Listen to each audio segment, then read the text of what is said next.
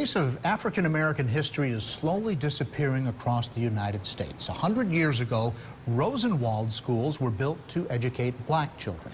WSLS 10's Bree Jackson has spent time looking into the Rosenwald schools of Southwest Virginia.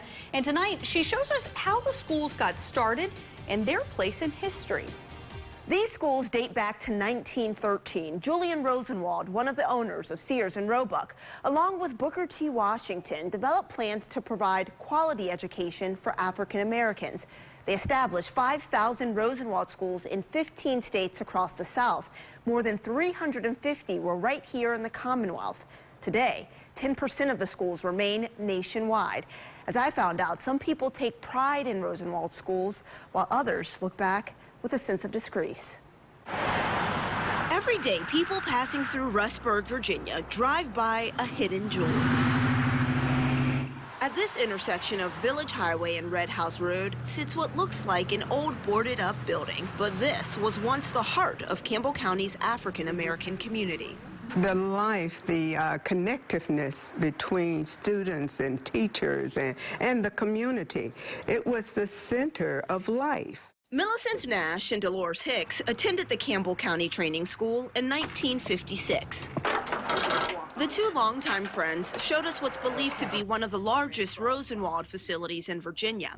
It once included 5 buildings, 4 of which still remain. And then there's another one there across from Shiloh Baptist Church. The two say they remember good times here like it was yesterday. The spring festival. The May Day. Right. So a lot of things. Yes. It's not just one. Yes. It's not just one. But others, like Othello Rice, we were more or less the mother to teach them what they are supposed to do. Don't have such fond memories. She taught in Pittsylvania County and says it's too painful to return to the old Rosenwald sites. So we met her at one of her favorite restaurants nearly 20 minutes away. Rice looks back at the schools with a slight sense of embarrassment. For her, it's a reminder of segregation and black students being denied equal rights. Still, Rice says she and others did their best to provide a quality education. I wanted to treat them as human. After integration, Rosenwald facilities were closed and in some cases destroyed. Some say they don't mind seeing these pieces of history fade away. It's almost a blessing to destroy them because the white schools were far better than what we had. Some have seen value in saving the schools. Over the years, Campbell County made renovations, and the auditorium is now used for offices and storage. Despite changes, Hicks is happy to see the original structure and flooring intact. This was the foundation for what I am today, and I would love that it's passed on to the students of today and tomorrow. And that's why they're taking part in efforts to preserve Rosenwald schools.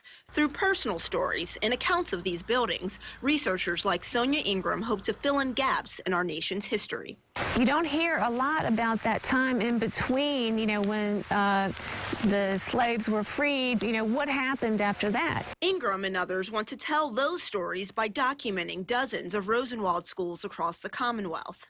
There's just so much to learn from the Rosenwald Schools project about early education of African-American kids and how the community took so much pride in the schools. While sizes varied, Rosenwald schools followed a distinct design. You can identify them by the large windows, which were used to capitalize on natural light. Because there was not, a lot of electricity. Finding these schools has been a challenge. Some were torn down and replaced.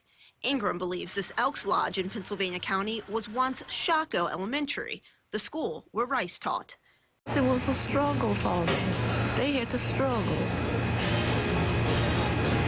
Yeah, but life went on. With only 1 in 10 of the schools still remaining, Nash and Hicks are happy to see theirs is left. There was community life here, so it was fun. They built them with love because they wanted better living conditions for their children. Through the Rosenwald project, former students and teachers hope to restore the facilities and use them to teach future generations about education in black communities, preventing this important part of history from being forgotten. Moving forward, Rosenwald School alumni, along with community groups, are working together to raise money to restore remaining facilities and work with local school systems to use those buildings as educational tools. And this Friday, I joined Nash and Ingram and others at the Rosenwald Schools Conference in Chester, Virginia. For more information on the Rosenwald project, you can go to our website, WSLS.com, and you'll find pictures of schools here in Southwest Virginia and across the state. In the studio, Bree Jackson, WSLS 10.